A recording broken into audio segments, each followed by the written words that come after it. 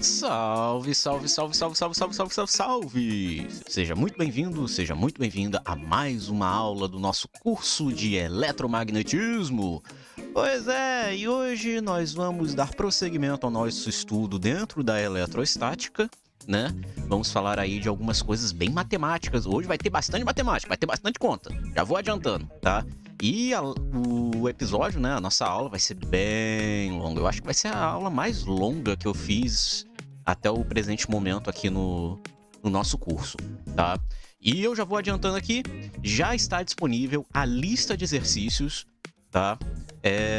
Para vocês resolverem. Tá lá no nosso Discord, no canal Listas. Então, entra no nosso Discord, vai lá, pega a lista de exercícios, vai resolver, tá? Porque não adianta nada só acompanhar aqui sem fazer exercícios, né? E se você quiser ter a solução completa da lista, vire membro aqui do canal, que os membros têm acesso, além de acesso antecipado aos conteúdos, também têm acesso à solução comentada da lista, beleza? Então, dá uma passadinha lá no Discord, faça a lista, e aí, se quiser, vire membro, tá? É baratinho, você tem acesso à solução das listas, ok? Dito isso, vamos lá estudar, porque hoje o conteúdo é bem grande. Simbora!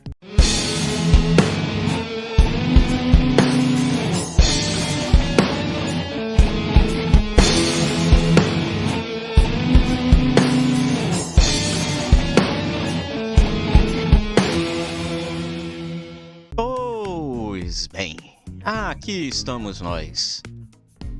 Bom, na última aula, nós falamos sobre a questão das condições de contorno, né? A gente falou aqui sobre as equações de Laplace, equação de Poisson. Falamos sobre o teorema de Green, né? Como a gente resolve o teorema de Green, né? Que a gente tem que impor as condições de contorno. Falamos das duas principais condições de contorno que nós usamos, que é a condição de Dirichlet e a condição de Neumann, né? Uma em que a gente coloca a função de Green valendo zero e a outra que a gente bota a derivada da função de Green como zero, né? Essas são condições de contorno que nós já usamos anteriormente quando fizemos um exemplo de equação de Poisson, equação de Laplace, né? A gente acabou usando essas condições de contorno, eu só não tinha botado nome para essas condições, né? E agora vocês já sabem que são essas condições, né? Elas são as condições essenciais para podermos resolver também a equação que nós obtemos a partir do teorema de Green, ok? Beleza.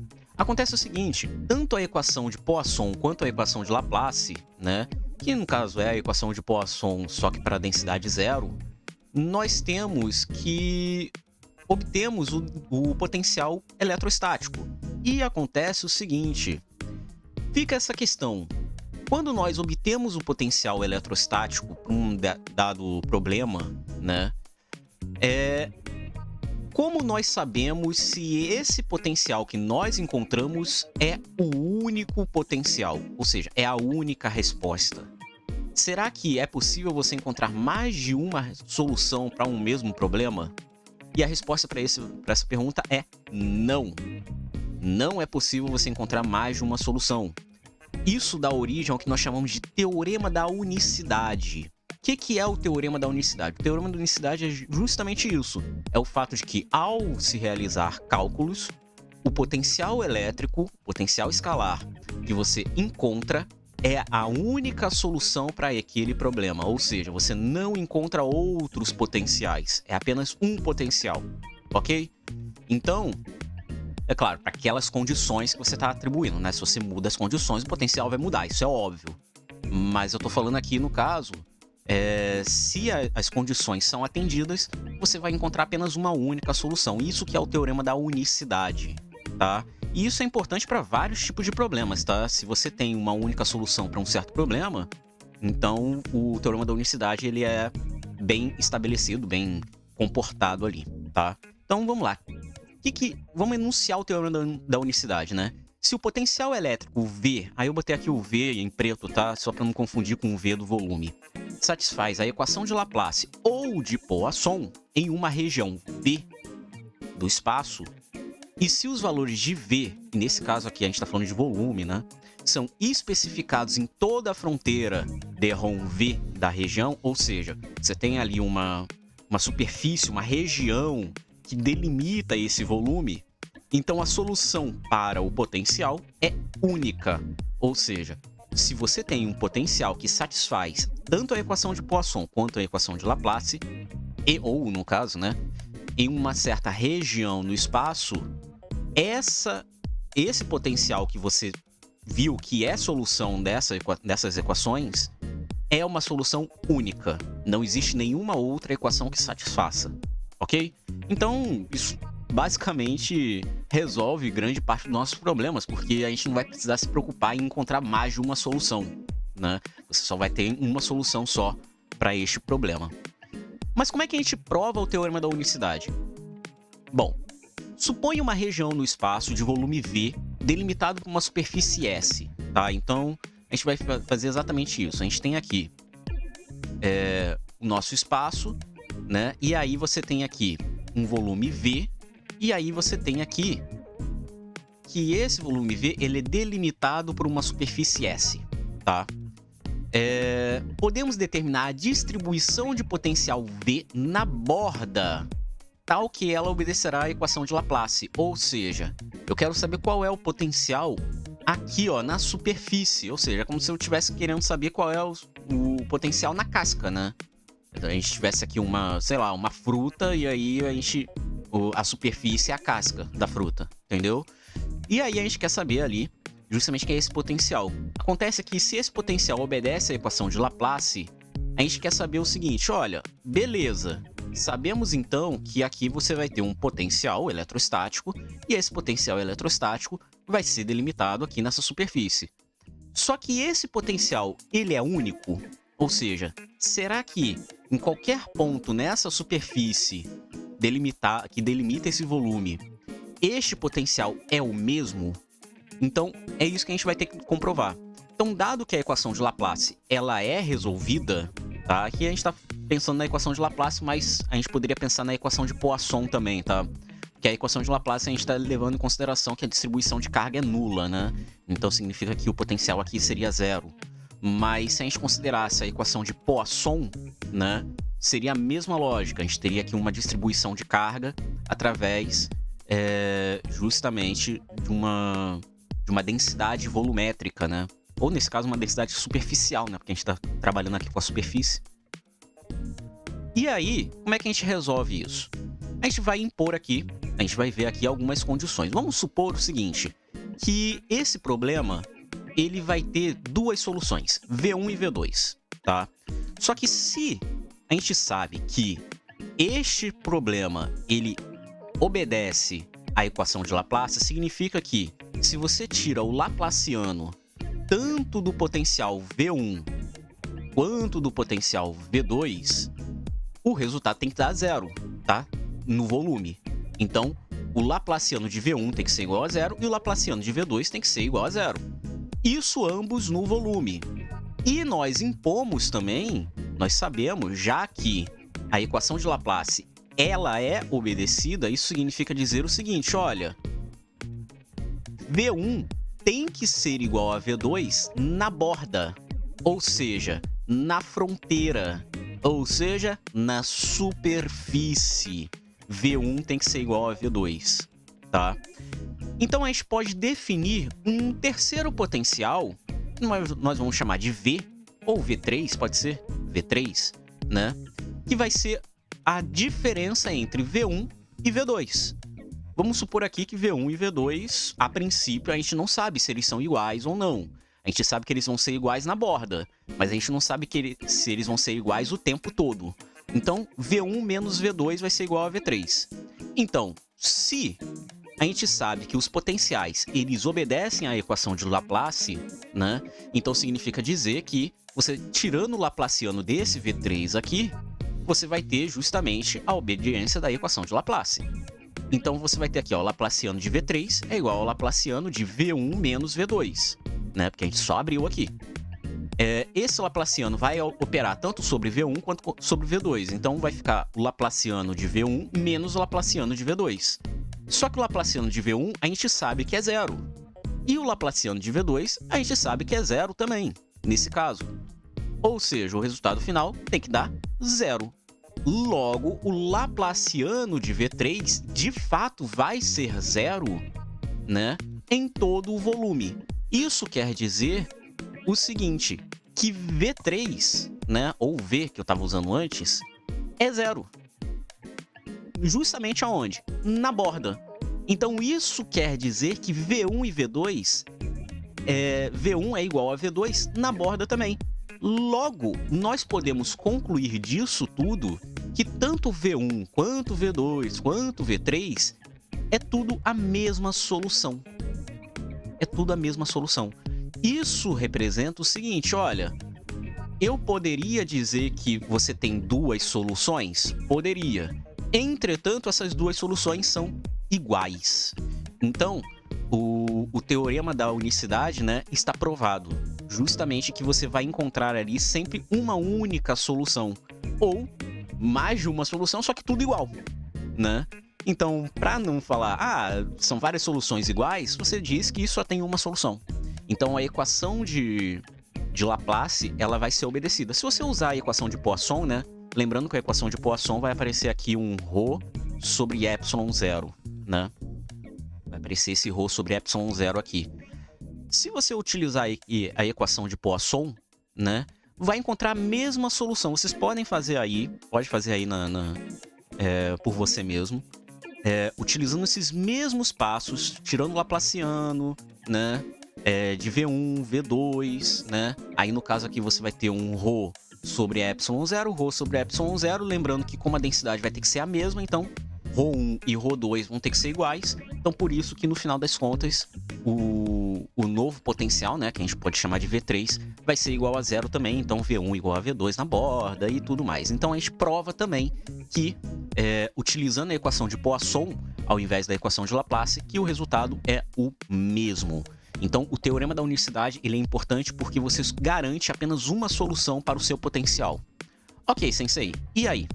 E aí o seguinte, sabendo então sobre o teorema da unicidade, nós podemos enunciar um outro teorema, e esse teorema vai ser bem importante para o campo elétrico, que é o chamado teorema de Helmholtz.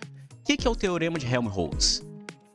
Sabemos todas essas informações acerca dos potenciais, suas condições de contorno, suas relações com o campo elétrico. Nossa, que typo feio isso aqui. Deixa eu ver aqui. Pronto.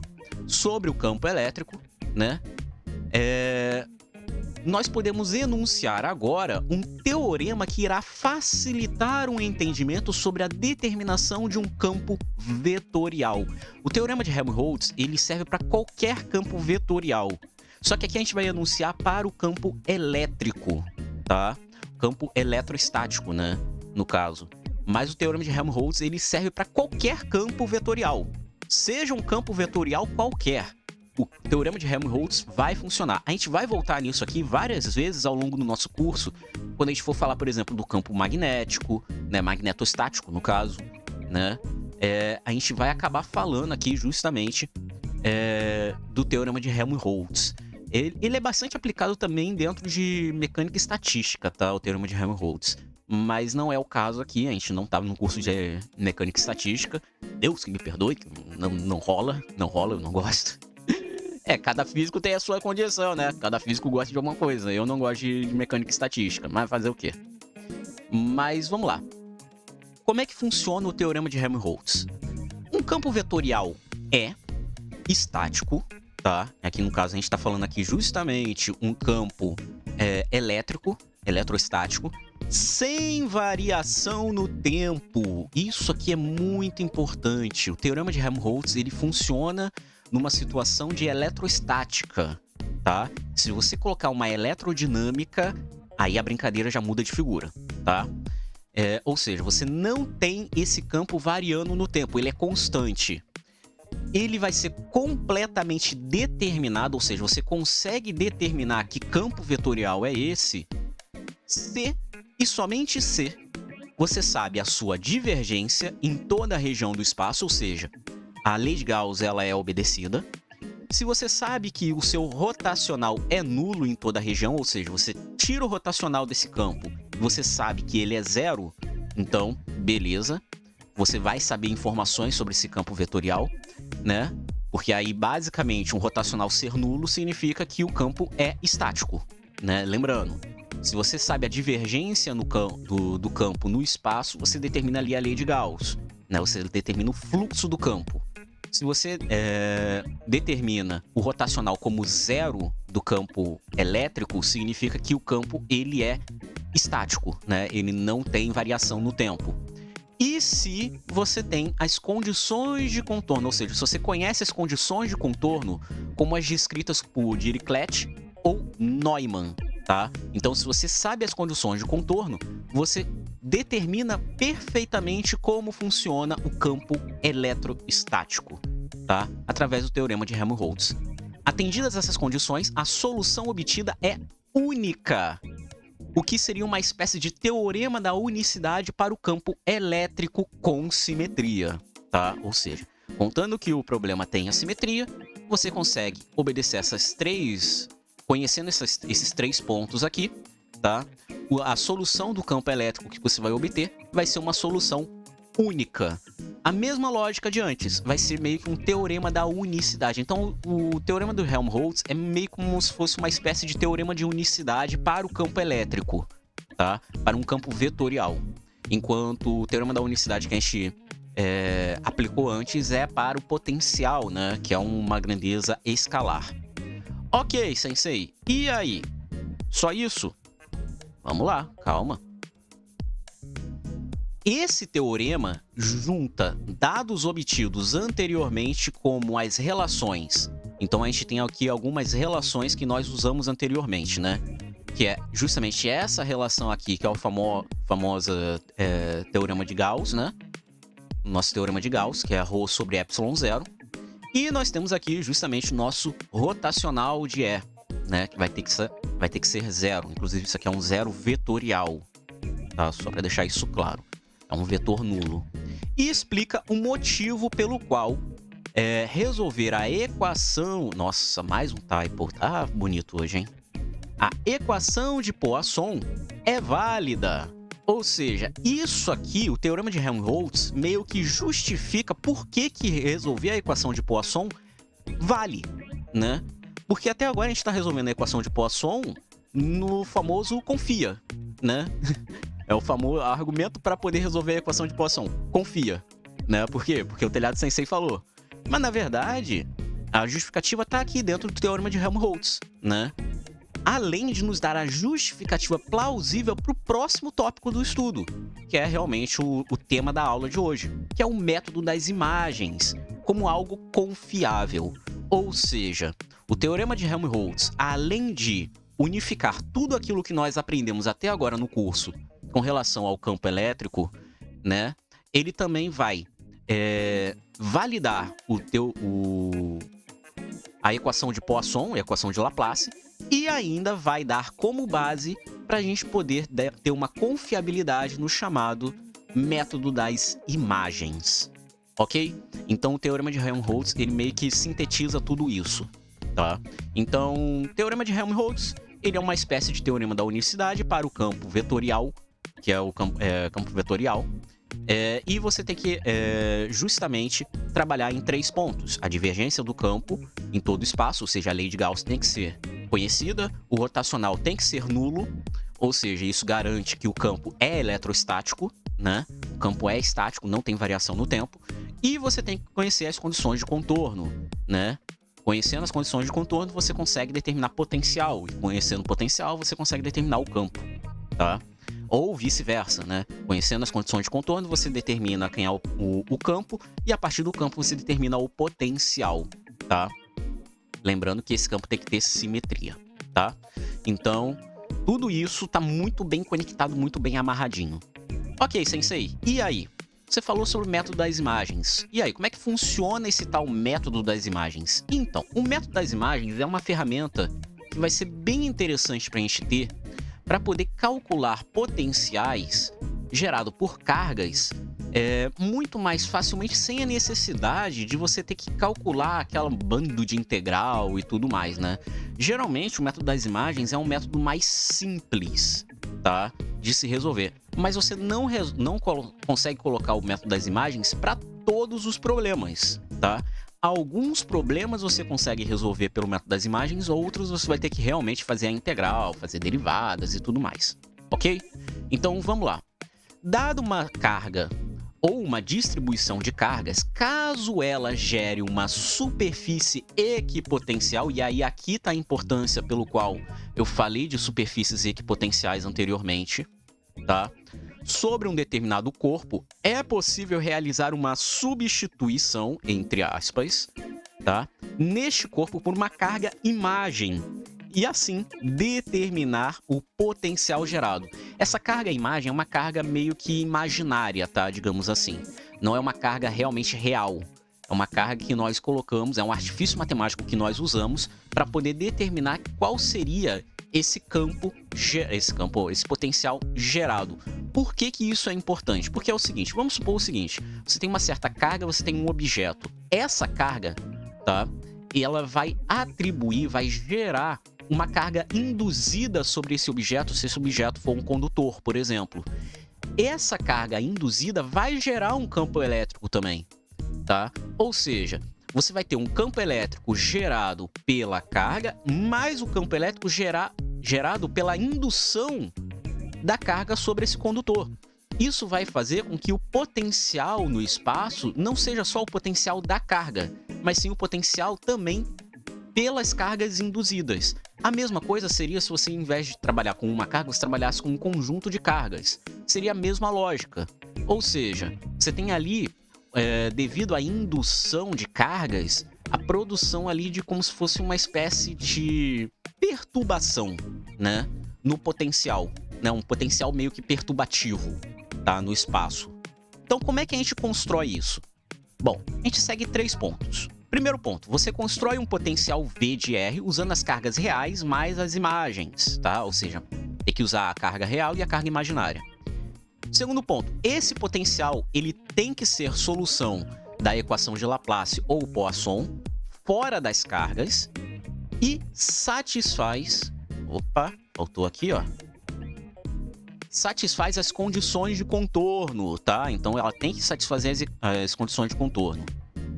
E o terceiro ponto, pelo teorema da unicidade, esse potencial tem que ser a única solução possível. Se você encontrar outra solução, então, na verdade, você acabou aí vendo alguma outra, você tem aí a influência de algum outro ser externo que vai, sei lá, tá em movimento ou algo parecido que tá gerando esse potencial aí. Porque o potencial ele tem que ser único, tá? Você não pode encontrar outra solução para o potencial, ok? Beleza. Então, vamos ver isso na prática, tá? Como é que isso funciona na prática? Vamos pegar aqui 2 exemplos. O primeiro exemplo é o seguinte, a gente tem uma carga e essa carga está sobre um plano infinito, tá? Então, consideramos uma carga pontual distante D, tá? Ou seja, tem uma distância D aqui, de um plano situado ortogonal à carga. O que quer dizer ortogonal? Significa que é perpendicular, tá? Faz um ângulo de 90 graus. Se a gente traça aqui um vetor normal, um ângulo de 90 graus.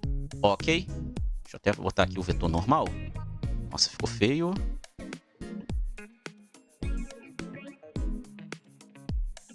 Ok?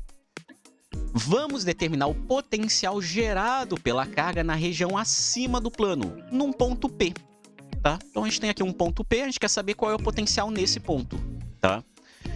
Ok, sensei. Moleza, né? Pô, é uma carga sozinha nesse ponto P aqui, teoricamente, vai ser aquele valor de potencial que a gente já está acostumado, né? Que é 1 sobre 4πε0 Q sobre R. Não é isso? Na verdade, não. Se a gente considera o plano infinito e aterrado, ou seja, não há... você tem aqui justamente uma carga residual em cima do plano, né? O potencial sobre a superfície tem que ser nula. E aí a gente poderia pensar, como eu falei, que o potencial naquele ponto P seria dado por esse resultado aqui. Só que isso só é verdade se a gente considerasse a carga livre, sem esse plano. Se não houvesse esse plano aqui, tá? Se não houvesse esse plano carregado, né, digamos assim, né, esse plano aterrado, de fato, o potencial gerado por essa carga seria o potencial que a gente já está acostumado, é Q sobre R. Acabou. Só isso.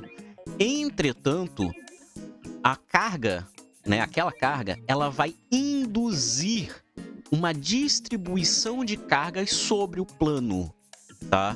Então a gente sabe, né, é eletrização por indução, a gente sabe que se a gente tem aqui uma carga positiva, ela vai induzir cargas negativas aqui na superfície. Como isso aqui está aterrado, né?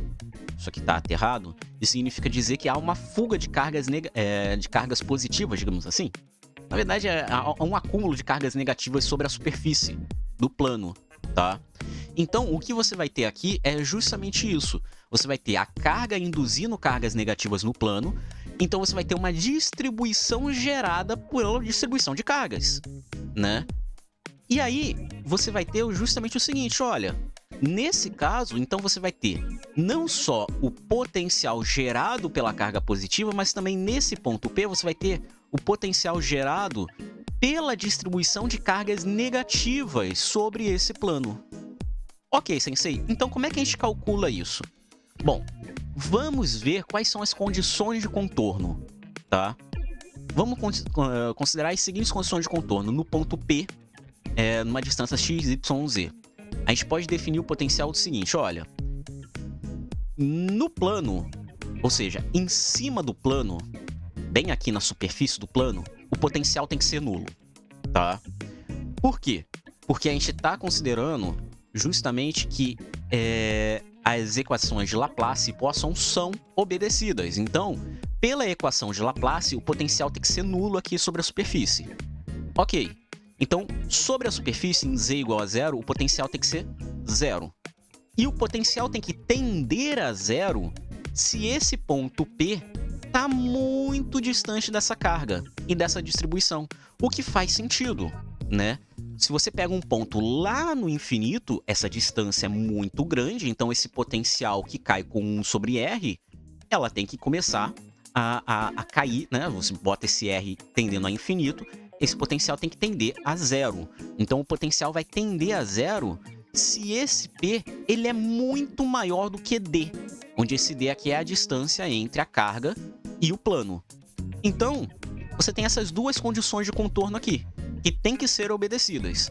O potencial tem que ser zero em cima do plano e o potencial tem que tender a zero para uma distância muito grande.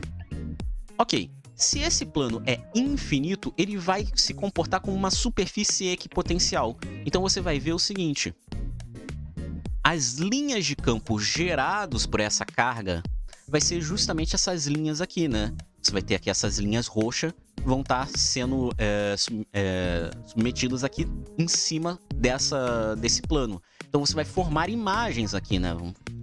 Círculos, digamos aqui, né? Vão ser justamente as nossas equipotenciais. Então, se é uma equipotencial, faz sentido se pensarmos exatamente num problema em que tenhamos uma distribuição de carga oposta, que gere a mesma superfície equipotencial. Qual é a única configuração de carga possível que vai gerar essa superfície equipotencial, só que oposto? É se a gente colocasse uma carga de sinal oposto no outro lado desse plano, né? Lembrando que abaixo do plano, o potencial tem que ser zero, né? O potencial tem que ser zero para essa configuração. Então, o que a gente vai fazer aqui é criar uma carga imagem negativa no lado oposto, onde a gente sabe que o potencial é zero. Mas essa carga existe? Não, essa carga não existe. É como se essa carga existisse.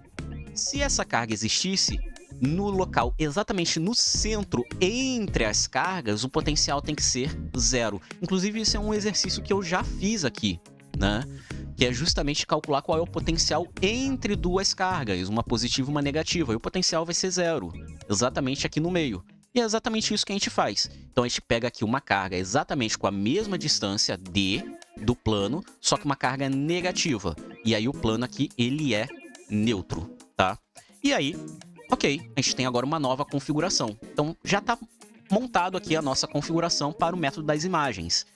Isso quer dizer que as cargas se encontram nos pontos 0, 0D, ou seja, coordenadas 0, 0 nos eixos x e y, e D no eixo z, e a menos Q, né, que é a carga negativa, vai estar no ponto 0, 0 menos D. Então, o potencial no ponto P, potencial nesse ponto P, vai ser dado pela soma dos potenciais gerados pelas cargas, mais Q e menos Q, né? Que vai ser 1 sobre 4π ε0 mais Q sobre R+. Quem é esse R+? O R+, vai ser essa distância aqui, ó. Essa distância aqui vai ser o R+. E essa aqui vai ser o que nós vamos chamar de R-, tá? Então, você tem aqui duas distâncias, R+ e R-. Então, você vai ter aqui, ó, a mesma coisa aqui para R+, e aqui você vai ter para R-. Ok, boto Q em evidência. Isso aqui vai ficar 1 sobre 4π ε0 vezes Q, vezes 1 sobre R+, menos 1 sobre R-. Quem é R+? R+, vai ser justamente a distância entre a carga Q mais Q e o ponto P. Se o ponto P ele é o ponto que tem as coordenadas x, y, z, e o ponto Q mais Q é as coordenadas 0, 0, D, basicamente essa distância aqui, né? Lembrando que potencial a gente trabalha com módulo, né?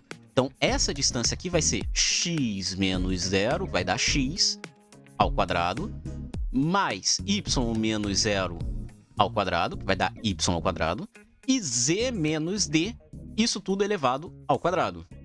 Isso tudo tirando a raiz quadrada, porque como a gente está tirando o módulo, então vai ter que ter uma raiz quadrada ali. Então, é exatamente isso que acontece. X quadrado mais y quadrado mais z menos d elevado ao quadrado. A mesma coisa para R-, né? R- está na posição... Aqui você tem a posição 0, 0 menos D. E aqui tem a posição x, y, z. Então vai ficar x menos 0, vai dar x. Y menos 0 vai dar y. Z menos d. Ou seja, z mais d, né? E aí quando você tira um módulo disso, eleva esses termos ao quadrado e tira a raiz quadrada disso, da soma disso. Então isso vai dar x ao quadrado mais y ao quadrado mais z mais d ao quadrado. Então, esse aqui é o potencial gerado pela carga, né? Por essa configuração de carga mais o plano. Pelo teorema da unicidade, sabemos que se este resultado é a solução, ela é única, tá? Esse resultado é único. Então, a gente vai aplicar as condições de contorno que a gente viu antes, né? Quais são as condições de contorno mesmo? V igual a 0 para Z igual a 0. E V tende a 0 para o ponto muito distante, ou seja, para P muito maior do que D, né? Então, vamos aplicar a primeira condição de contorno. Para Z igual a 0, será que o potencial é nulo mesmo? Então, vamos lá. Z igual a 0 nos dois pontos aqui. Z é 0 aqui, Z é 0 aqui. Então, aqui vai ficar menos D ao quadrado, vai dar D ao quadrado. E aqui vai dar mais D ao quadrado, que vai dar D ao quadrado. No final, o que vai ficar aqui vai ficar 1 sobre raiz quadrada de x quadrado mais y quadrado mais d ao quadrado, menos 1 sobre raiz quadrada de x quadrado mais y quadrado mais d ao quadrado. É a mesma coisa. Então, é um termo menos ele mesmo. Isso vai dar 0. Então, de fato, o potencial é 0 para z igual a 0. Ok, primeira condição foi atendida. Segunda condição. Se a distância é muito grande, será que isso tende a 0? Vamos ver. Para que essa distância seja muito grande, esse denominador aqui tem que ser muito grande, né? Será que isso faz sentido? Vamos lá. Se isso aqui tende a infinito, isso aqui tendendo a infinito, isso aqui, esse termo aqui, ele vai tender a 0, né? Porque vai ficar 1 sobre infinito. Então, isso aqui vai ficar 1 sobre infinito, que vai dar tendendo a 0, né? A mesma coisa aqui. Isso aqui vai tender a infinito. Então, isso aqui vai tender a 0. 0 menos 0, 0. Então, de fato, o potencial vai tender a 0 se essa distância aqui for muito grande, né? Então, de fato, nós atendemos a segunda condição de contorno. Então, realmente, as condições de contorno são atendidas, então, pelo teorema da unicidade, este potencial que nós encontramos anteriormente é a única solução para o problema da carga sobre um plano. Ok, sensei, e aí? Beleza, mas eu quero saber o seguinte, já que nós temos uma carga gerando uma distribuição de cargas sobre um plano infinito, se eu fizer a seguinte pergunta, qual é a densidade de carga induzida neste plano? Bom, para isso nós vamos fazer uso de uma velha conhecida nossa, que é justamente a lei de Gauss. E aí nós vamos voltar justamente no nosso teorema de Helmholtz, que é justamente atendendo a lei de Gauss.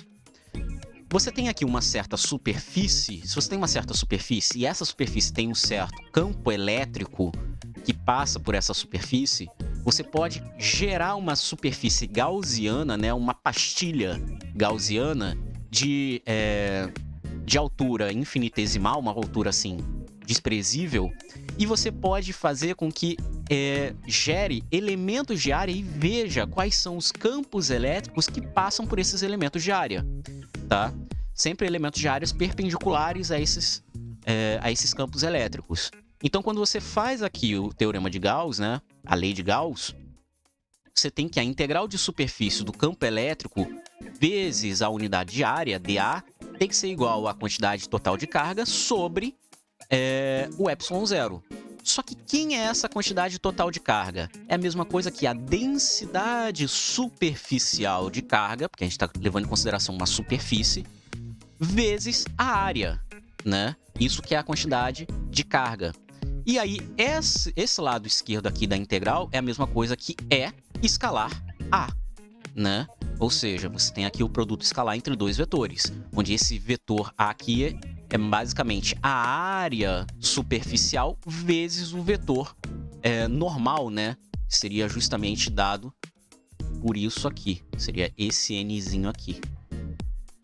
E aí, você faz aqui, dividindo ambos os lados pelo módulo de A, o que você vai ter é que o campo elétrico é dado pela densidade superficial de carga dividido por ε0 na direção n chapéu, né? Que é na direção do vetor da pastilha, né? Do vetor normal à superfície. Ok, então, sabendo essa condição, a gente pode fazer o seguinte, olha, sabemos também que o campo elétrico de um gerado é dado por menos... Esqueci aqui, foi mal.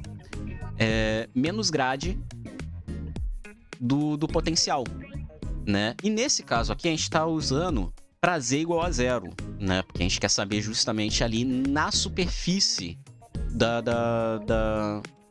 do nosso plano, né? A gente quer saber justamente a distribuição de carga no plano. Isso quer dizer que a gente está trabalhando justamente numa situação em que z é igual a 0, né? O plano ele está em z igual a 0. Só tem componente x e y, z é 0. Então, a gente quer saber esse resultado para z igual a 0. Então, você tira aqui, ó, menos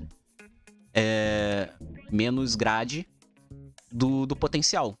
Isso tem que ser igual a sigma sobre ε0. Ou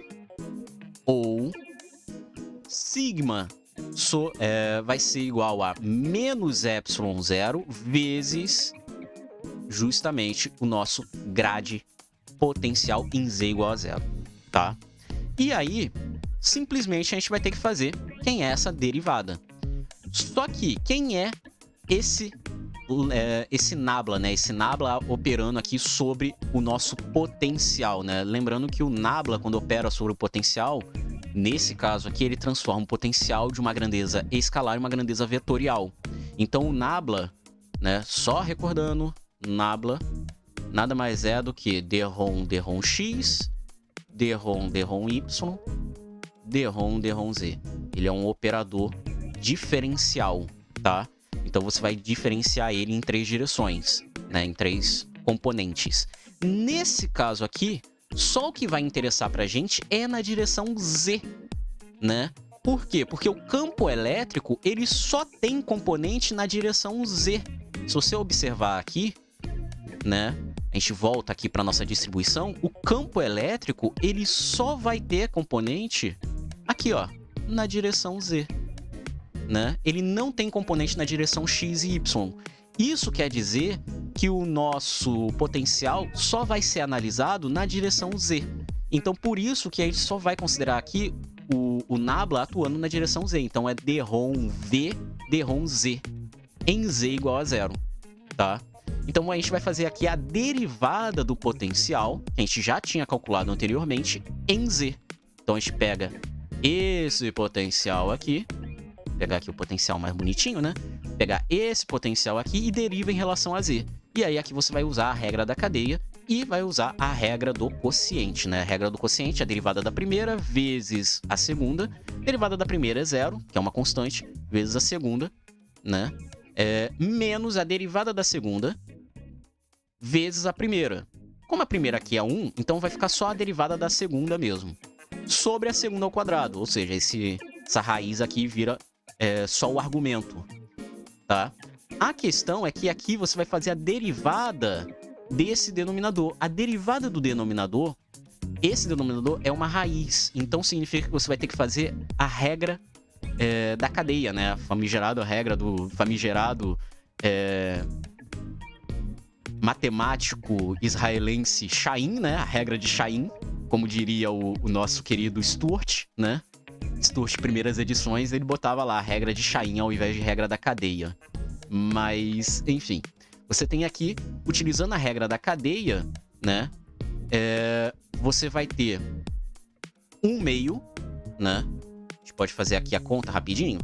Vai ficar um pouquinho fora de ordem, mas não tem problema. Vai ficar 1/2, né? Porque vai...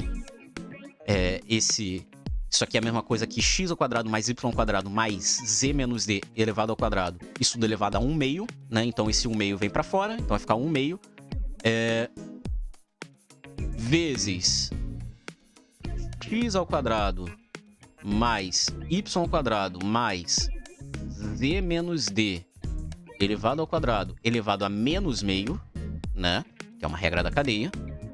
Vezes a derivada do argumento, só que a gente está derivando em relação a z. E o z só aparece aqui, né? Então aqui vai ficar 2 vezes z menos d.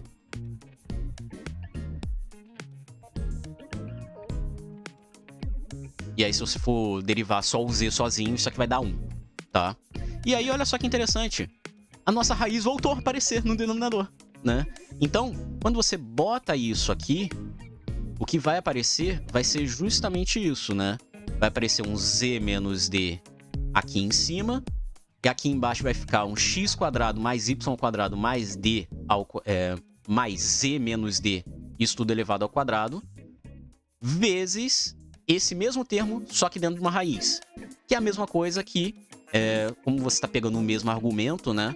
E só que aí você está multiplicando eles entre si, só que um está elevado a meio e o outro está elevado a 1, né? Isso é a mesma coisa que somar os expoentes, vai ficar 3 meios, né? Então vai ficar z menos d sobre x quadrado mais y quadrado mais z menos d elevado ao quadrado, isso tudo elevado a 3 meios.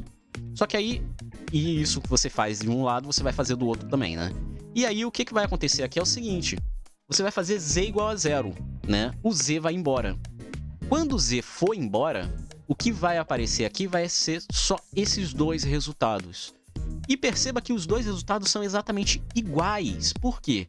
Para z igual a 0, o que vai acontecer é que o denominador vai ficar o mesmo. A gente viu isso para z igual a 0, o que acontece com o denominador? O denominador vira o mesmo, né?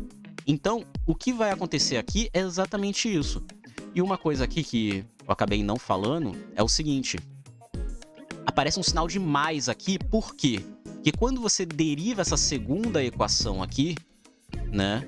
Deriva a segunda equação, vai aparecer um sinal de menos no numerador. Quer ver? Olha aqui, ó.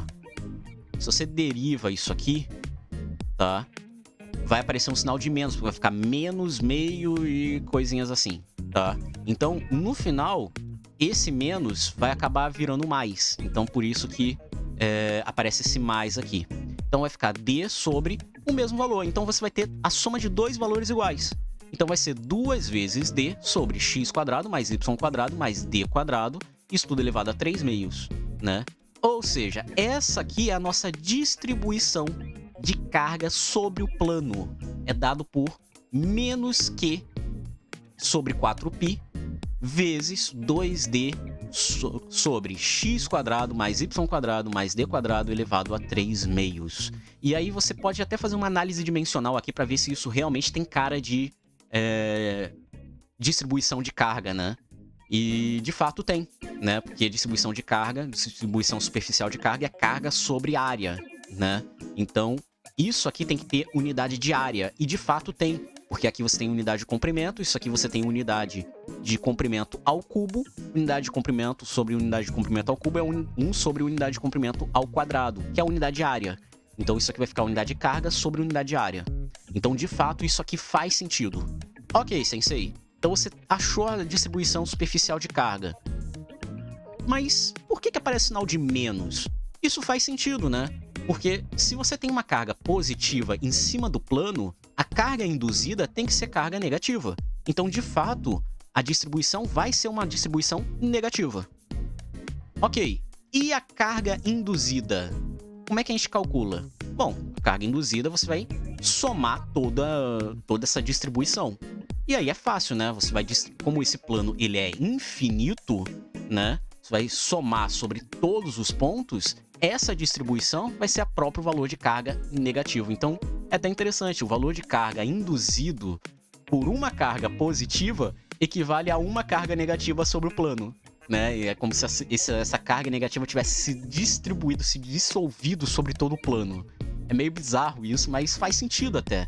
E isso coincide com o nosso método das imagens, né? Isso faz sentido para o método das imagens, inclusive, né? Que a gente utilizou uma carga negativa no lado oposto. Então, isso aqui é justamente um problema de método das imagens, é o mais simples. Ok, vamos para um segundo exemplo. Seja uma carga Q próxima a uma esfera condutora aterrada.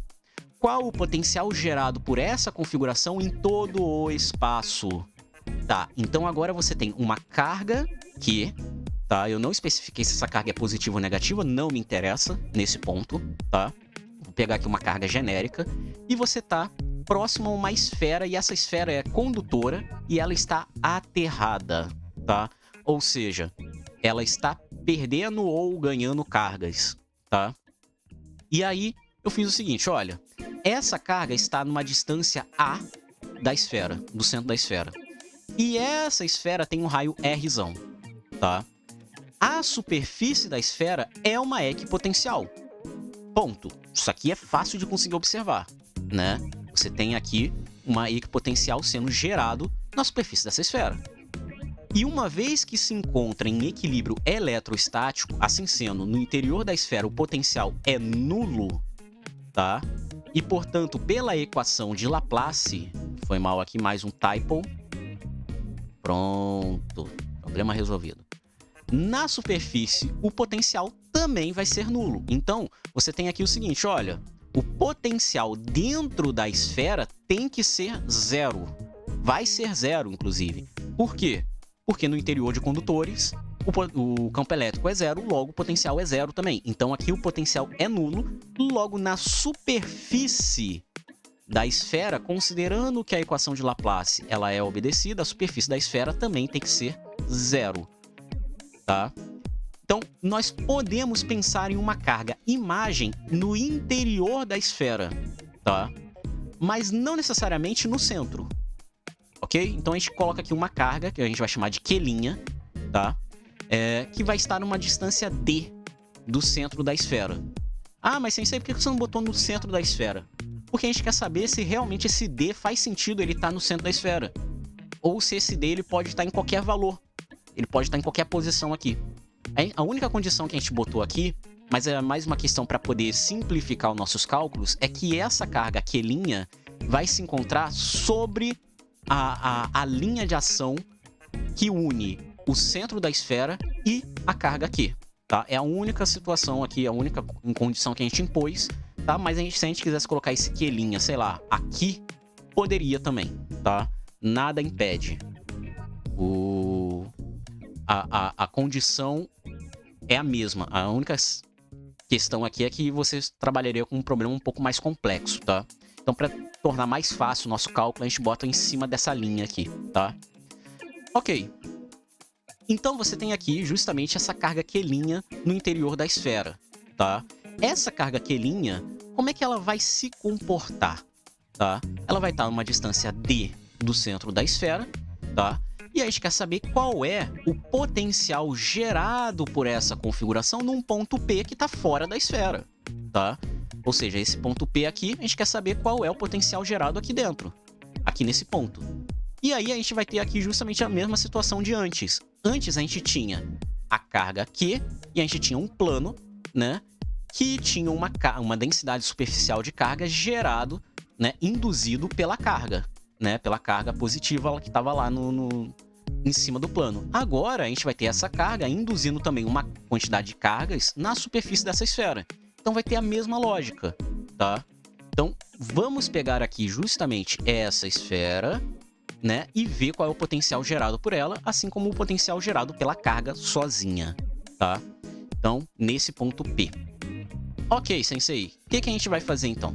O potencial em P seria escrito como 1 sobre 4πε0, Q sobre R duas linhas, onde R duas linhas é a distância entre o ponto P e a carga Q, tá? Que é a carga que é a carga real que existe, mais o potencial gerado pela carga quelinha, né, que é a nossa carga imaginária, que vai estar uma distância R', tá? Então a gente tem aqui uma distância R' dessa carga quelinha para o ponto P.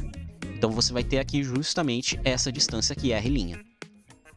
Pela lei dos cossenos, que olha só, a gente vai olhar para isso aqui e vai pensar, cara, ok, mas nós temos um problema aqui. Porque eu não sei quem é R' e eu não sei quem é R duas linhas e eu também não sei quem é Q'. A gente precisa saber quem são essas três variáveis, né? Então, o que a gente vai fazer? A gente vai determinar quem é R', R duas linhas e Q' em função de termos que nós já conhecemos. Quem são os termos que nós já conhecemos? Nós já conhecemos A, nós já conhecemos R'zão, tá? Então, são termos que nós conhecemos. Nós conhecemos R'zinho também, né?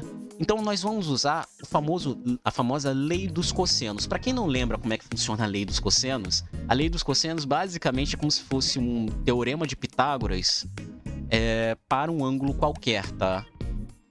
Para não necessariamente um triângulo retângulo. Você tem aqui... Nossa! Às vezes o jornal, ele mais atrapalha do que ajuda, sabia?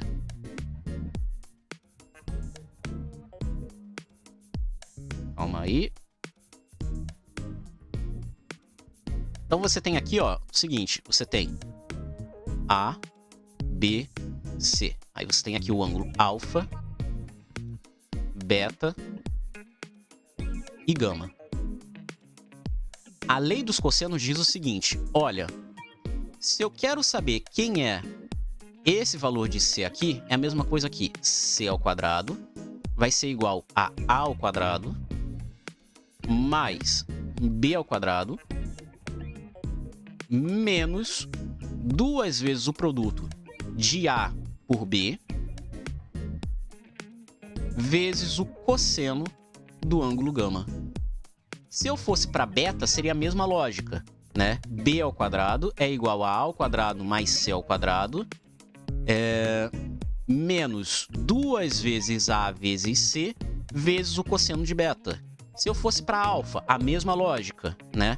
A ao quadrado é igual a B ao quadrado mais C ao quadrado menos 2 vezes B vezes C vezes o cosseno de alfa, tá? Isso aqui a gente aprende lá no ensino médio, tá? Lei dos cossenos. Então, se a gente pega justamente essa situação aqui, a gente tem um ângulo θ, tá? Sendo formado aqui. E aí, olha só que curioso. Se a gente pega esse ângulo θ, que é o ângulo formado entre o centro da esfera e o ponto P, né, essa reta aqui que une o centro da esfera ao ponto P, você vai ter aqui justamente o seguinte.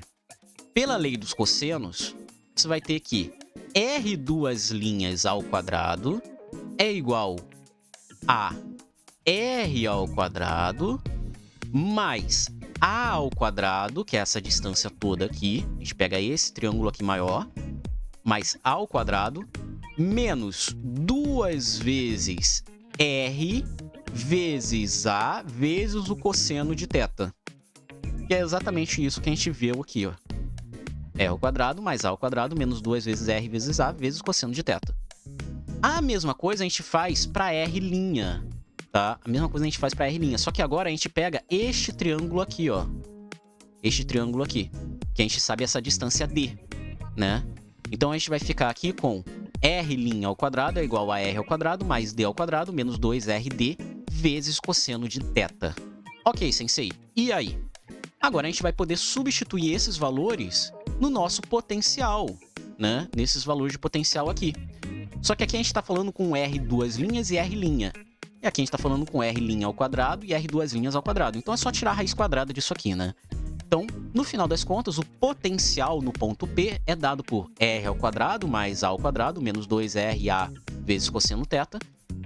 Isso tudo dentro de uma raiz, mais Q' sobre raiz quadrada de R ao quadrado mais D ao quadrado menos 2RD cosseno θ. Ok, sensei. E aí? Como a esfera é uma superfície equipotencial, os seus potenciais em 2 pontos vão ter que ser o mesmo, tá? Então a gente separou aqui 2 pontos, o ponto Q e o ponto S, tá? Tanto aqui quanto aqui o potencial tem que ser igual, já que é uma equipotencial, né? Então, teoricamente, o potencial nesses 2 pontos tem que serem iguais. E iguais a quanto? A 0. Por quê? Porque pela equação de Laplace, o potencial na superfície tem que ser nulo, né? Então, você tem ali que V de Q e V de S tem que ser igual a 0. Então, é fácil a gente conseguir ver isso, né? Quem é o potencial no ponto Q? Quem é o potencial no ponto Q, né? O potencial no ponto Q vai ser o potencial gerado pela carga Q no ponto Qzão mais o potencial gerado pela carga Q' no ponto Qzão. E aí, quem é esse resultado? Esse resultado nada mais é do que 1 sobre 4πε0 vezes Q sobre A menos Rzão mais Q' sobre Rzão menos D. Isso tudo tem que ser igual a 0. Isso em Q. Em S é a mesma lógica, só que aqui vai aparecer um A mais R e aqui vai ficar um R mais D, tá? Isso em S. Eu posso multiplicar ambos os lados por 4πε0, isso aqui não tem problema nenhum. E vou reorganizar essas equações, esse sistema de equações, dessa forma aqui. E aí agora, gente, isso aqui é um sistema de equações trivial, fácil. Vocês já estão carecas de saber como é que resolve isso aqui, um sistema de equações normal, né? Eu posso somar o de cima com o de baixo. Quando eu somo isso, vou ficar com 2QRzão mais 2AQ' é igual a 0. Ou seja, Q', né, que é a nossa carga imaginária, vai ser menos Rzão sobre A vezes Q. Ou seja, se a gente substituir esse Q' em qualquer um desses resultados aqui, a gente acha o valor de D também, que é R ao quadrado sobre A. Rzão ao quadrado sobre A. E aí, substituindo isso no nosso potencial, na nossa fórmula do potencial, o que a gente vai ter é o primeiro termo se permanece o mesmo, não muda nada, são valores que a gente já sabe. E o segundo termo, no lugar de D, vai aparecer o valor que a gente encontrou antes, né? R ao quadrado sobre A. E no valor de Q' vai aparecer justamente menos Rzão sobre A vezes Q. Então, esse aqui é o potencial gerado por essa configuração de carga mais esfera aterrada num ponto P qualquer. Então, tá aí, ó, nosso potencial. E pelo teorema da unicidade, nós sabemos que esse potencial é único, tá? Ok, mas qual é a densidade superficial de cargas na esfera, que nem a gente calculou antes para o plano? A gente vai usar a mesma lógica de antes, tá? Então, a densidade vai ser menos ε0 vezes nabla V, tá? Só que esse nabla, ele vai estar... a gente vai fazer justamente a derivada em R, né? Vamos considerar aqui coordenadas cartesianas, tá? Eu poderia fazer em coordenadas esféricas? Poderia, mas daria um pouquinho mais de trabalho. Coordenadas cartesianas sai tranquilamente, tá? Então, a gente vai fazer aqui a derivada em R. Por quê? Porque pela equação de Laplace, pela equação de Poisson, a superfície é uma equipotencial, o potencial é zero aqui, então, por consequência, vale se você considerar que o Rzinho vai ser igual a Rzão, ou seja, se você considerar na superfície, né? Então, quando você faz isso, você vai fazer aqui a derivada desse potencial em R, né? Então, você vai derivar todos os Rzinhos aqui para poder encontrar o resultado. E aí, regra da cadeia, você resolve aqui o primeiro, resolve o segundo. Eu não vou me alongar muito, vocês podem pausar o vídeo aí para ver passo a passo. Não é muito complicado. Aqui, dessa linha para essa linha aqui, eu botei o R ao quadrado sobre A ao quadrado em evidência. Aqui no denominador eu fiz a mesma coisa, tá? E aí pode ser possível simplesmente cancelar o numerador com o denominador. Vou ficar com os mesmos denominadores em ambas as igualdades, em ambas as frações, né? E aí eu vou poder simplesmente operacionar isso aqui de uma forma muito mais fácil, né? Isso aqui vai ficar Q sobre 4π. Isso tudo vezes Rzão menos A ao quadrado sobre Rzão sobre R ao quadrado, Rzão ao quadrado mais A ao quadrado menos 2Rzão A cosseno θ elevado a 3 meios, né? Eu posso botar 1 sobre R em evidência, então aqui vai ficar Rzão ao quadrado e aqui vai ficar só o A ao quadrado mesmo.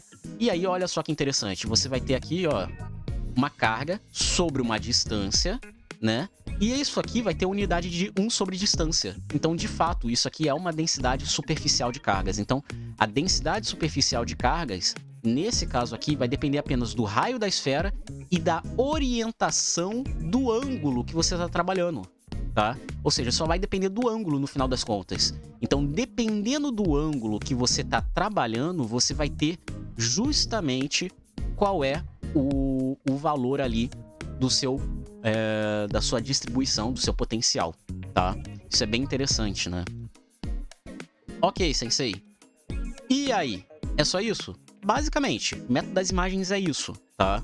Eu trabalhei aqui com 2 exemplos mais simples que a gente tem dentro do método das imagens. Existem outros exemplos, outros problemas que a gente pode resolver, inclusive vão estar na lista, tá? Fica aí a dica para tentar resolver, ok? Beleza! Vamos então para o último tema da aula de hoje. Como eu falei, a aula bem longa, né? Faz sentido aí, a gente tem uma aula aí bastante longa. E o tema o último tema da aula de hoje é justamente um tema assim que, sinceramente, está no meu coração. Eu gosto bastante de trabalhar. Eu vou começar a trabalhar com esse tema agora, mas ele não vai ser todo trabalhado agora, tá? Eu vou trabalhar mais dele na próxima aula. A próxima aula vai ser focado só nisso, tá? Vai ser só isso, eu já tô adiantando isso para vocês. Não vai ter mais nada além disso, que é expansão de multipolos. Por quê?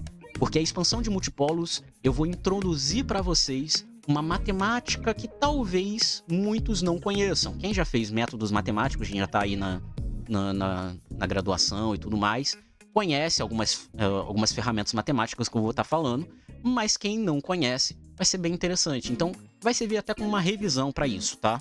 Então, é o seguinte, expansão de multipolos. As distribuições de carga podem apresentar configurações que nos permitem determinar uma relação matemática mais geral acerca do potencial para um ponto muito distante dessa distribuição. Então, a gente sabe que o potencial ele vai ser 1 sobre 4πε0 vezes a integral de ρ sobre R menos R' de D3R', tá? Onde esse R aqui é o ponto observado, né? Distante, né?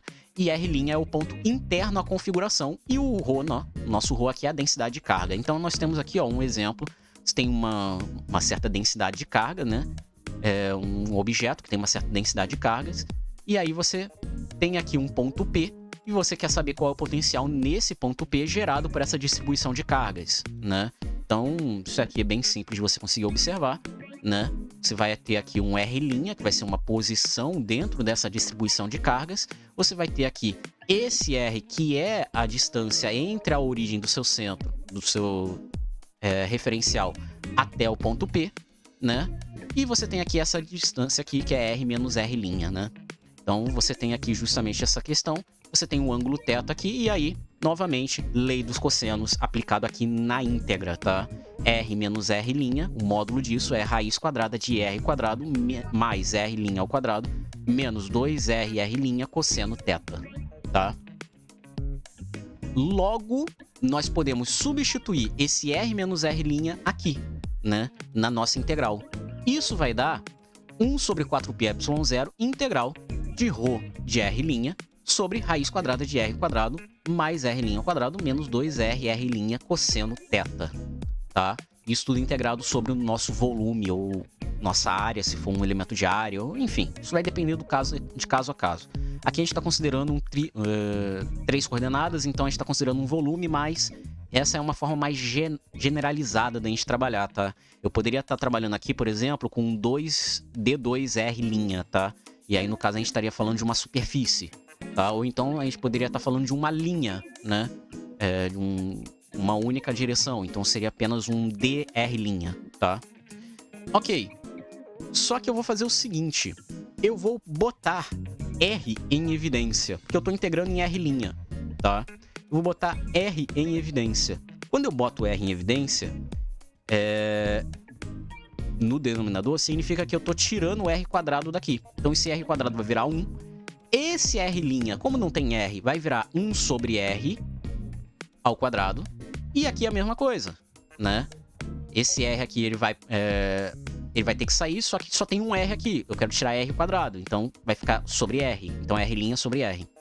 Só que é o seguinte, se considerarmos R, lembrando, quem é R? R é a distância entre a nossa distribuição e o ponto P. Se essa distância ela é muito grande, muito grande, ou seja, R é muito maior do que R', esse potencial vai tender a zero, né? Porque esse R aqui vai tender a infinito, então isso aqui vai tender a zero.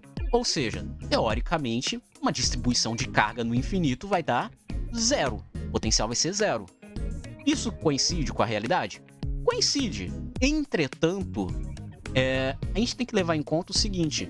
Isso é uma condição que nós atribuímos, mas às vezes é mais coerente a gente trabalhar com a situação mais real. Porque é o seguinte, a gente está trabalhando com uma situação seguinte, olha, você tá considerando que esse R é tão grande, mas tão grande, que o potencial é tão pequeno, mas tão pequeno que é irrelevante. Mas o potencial ser pequeno não quer dizer que ele realmente é zero. Ele vai tender a zero, mas isso não quer dizer que ele seja realmente zero. Se eu quiser saber realmente, com certeza, com toda certeza, quanto vale esse potencial, eu não posso chegar e fazer essa aproximação para zero. Então eu tenho que encontrar uma ferramenta que seja possível calcular esse potencial. Então é isso que a gente faz aqui. Então a gente vai fazer o uso de uma ferramenta matemática chamada expansão em série. E atenção, a vida de um estudante de física, quando vai calcular qualquer coisa dentro de eletromagnetismo, é calcular séries de potência. Pois é. Calcular a série de potência. Inclusive é por isso que na próxima aula eu vou falar só sobre expansão de multipolos. Porque eu vou falar muito sobre expansão de série. Eu vou ensinar como se calcula a expansão de série de Legendre, expansão de série dos harmônicos esféricos. Eu vou falar sobre a série de Taylor. Eu vou falar sobre um monte de série que acabam caindo aqui, tá? Então, nesse caso aqui, eu já vou introduzir para vocês justamente a primeira série, assim, que eu vou introduzir. É meio assim contra-intuitivo, digamos assim, né?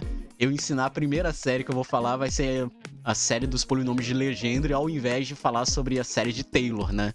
Mas na expansão de multipolos é a que aparece, né? A gente vai usar a chamada expansão dos chamados polinômios de Legendre, que diz o seguinte: se você pega uma razão de 1 sobre R menos R', módulo de 1 sobre R R menos R', isso é a mesma coisa que o somatório de R' elevado a L sobre R elevado a L mais 1, com L indo de 0 a infinito, dos chamados PL de cosseno θ, onde esse PL cosseno θ são os chamados polinômios de Legendre, tá? Tá, sensei, mas quem são esses polinômios de Legendre? Os polinômios de Legendre são polinômios que eles são uma série de potência, tá? Na forma polinomial, que aparece aqui os valores de cosseno, tá? São valores tabelados. Eu não vou falar para vocês aqui como é que calcula isso. Quer dizer, eu posso até falar na próxima aula, mas eu botei aqui justamente quem são esses polinômios, né? Já tabelados. Os valores dos polinômios são tabelados. Então, por exemplo, para L, aqui ele botou N, tá? Esse dado aqui foi tirado do Wikipedia, então não tem problema, os valores estão corretos, tá? Ele só usa uma notação diferente. Aqui eu estou usando L. Isso tem um motivo pelo qual eu tô usando L. Isso vai ser importante mais pra frente quando a gente for falar de QED, tá? Ou seja, lá no final do curso, a gente vai falar sobre isso, momento magnético e tudo mais, de spin e tudo mais. Então o L vai ser importante. Então, aqui ele usa N, aqui eu tô usando L. Não tem muita diferença não, tá? E aqui ele tá usando X. Considere que X é o cosseno de θ que eu tô usando aqui, tá? Então, olha só, quando L vale 0, o nosso polinômio vale 1. Quando L vale 1, nosso polinômio vale o argumento, ou seja, cosseno. Quando L vale 2, o nosso polinômio vale esse valor aqui. L vale 3, esse valor. L4, L5 e assim por diante, tá? E essa série é infinita, tá? Ela vai até infinito. Só que a gente tem que lembrar que o cosseno de θ é o ângulo entre justamente as posições, né?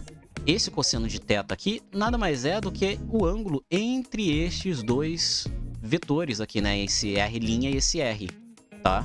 E aí a gente pode escrever como R escalar R', porque cosseno é um valor escalar, né? É um número, não é um vetor.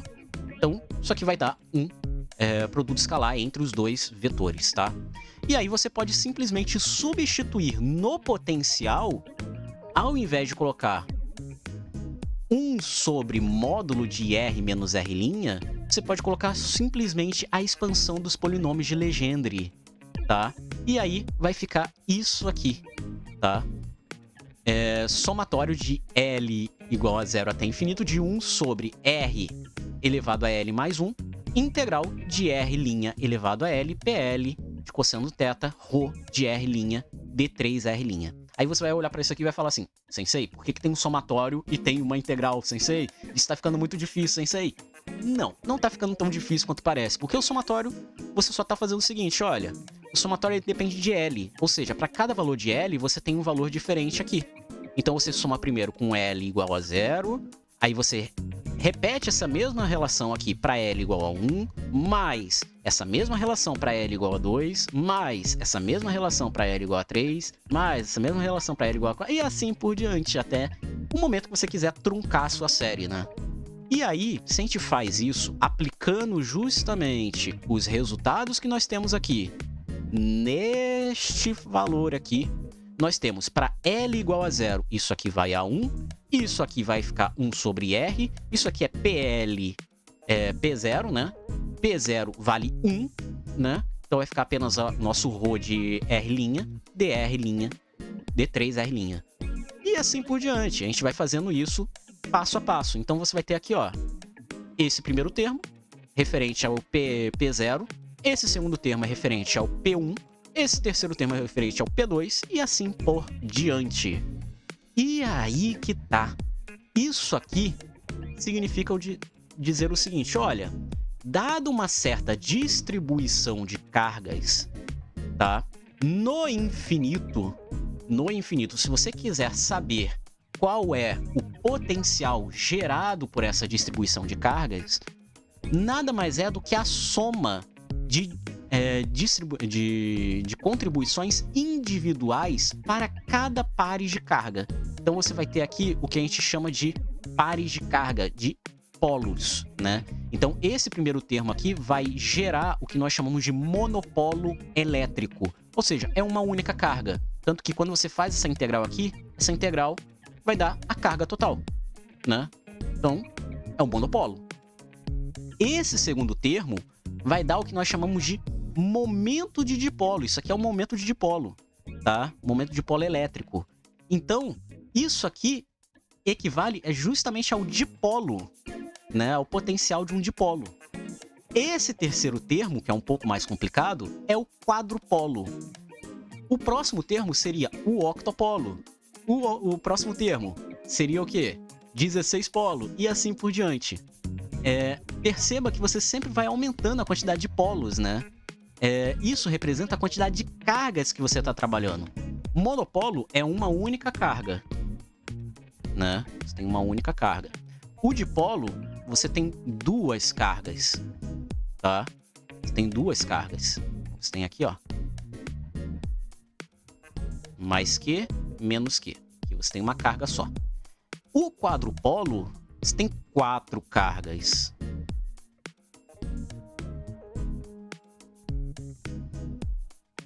Mais que, menos que, mais que, menos que. Então você tem essa situação aqui, né? E aí, cada um deles vai dar aí resultados bem distintos, né? Então, por exemplo, aqui você vai ter uma carga, né, pontual. Aqui você tem um momento de dipolo, que nós já vimos anteriormente, né? E aqui você tem o quadrupolo, que o quadrupolo que vai aparecer aqui é o que a gente chama de tensor momento de quadrupolo. E aí você vai me perguntar, Sensei, mas o que é um tensor? Então, você que está no ensino médio, você já deve ter ouvido falar numa coisa chamada matriz, né? Já se perguntou aonde que essa bagaça é usada? Então, apresenta a você o quadrupolo. O tensor de quadrupolo nada mais é do que uma matriz. Então, literalmente, isso aqui é uma matriz. É exatamente isso. Isso aqui é uma matriz. Eu vou explicar isso mais detalhadamente na próxima aula, tá? Eu vou focar bastante na questão do quadrupolo, para vocês saberem quando que vocês têm que truncar essa série da expansão de multipolos e tudo mais. Mas basicamente isso aqui é a expansão de multipolos, tá? Isso aqui é a expansão de multipolos. Eu poderia continuar, tá? Mas tá bom do jeito que tá. Ok? E é isso. E é isso. Essa foi a nossa aula de hoje. Foi uma aula bem longa, cansativa, bem cansativa, né? Temos bastante coisa para fazer aí. Lembra que tem lista de exercício nova lá no nosso Discord, então entra no nosso Discord, tá? Vai estudar eletromagnetismo. Isso é bem interessante, é bem legal. Botar a mão na massa, tá bom? Dito isso, bom, galera, não se esqueça de deixar o like, se inscreve se não for inscrito, ativa o sininho para não perder nada. Considere se tornar membro aqui do canal, você tem acesso a conteúdo antecipado, além da solução da lista, entre outras mordomias. Beleza? Um valeu demais também ajuda. E hypem esse vídeo. Hypem, tá? Deu bastante trabalho. Bastante trabalho. E o OBS, ele não colaborou, tá? Eu fui gravar e eu só vou saber depois na hora de editar se deu certo ou não deu, porque teve um momento que eu tava tão concentrado ali que eu não vi que o OBS ele deu uma pequena travadinha, então não sei se deu certo, enfim. Vamos ver. É isso, pessoal. Muito obrigado a todos. Tenham todos aí um ótimo estudo. Tamo junto. Até.